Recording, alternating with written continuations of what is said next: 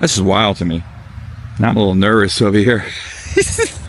Something just like flew by my ear. I don't know if it was a squirrel or whatever, but in any event, how cool is that? I've just always been fascinated with these torches, these sticks, you know, in the airwaves of communication. And think about that. That was way before the internet. How we found, you know, with UHF, VHF, these airwave bands, AM, FM frequencies. You think about that. God created all that. We tapped into it.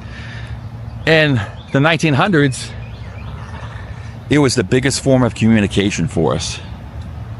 Today, yes, the internet is the biggest form.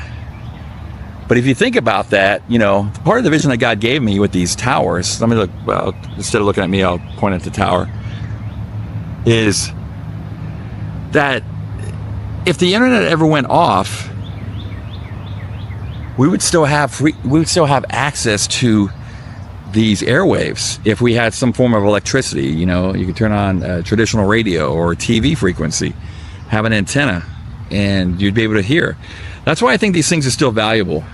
People have written them off, but you know, I think in the times that we're living in, these things are going to become a critical asset to communicate, especially if we ever hit a time of censorship. We almost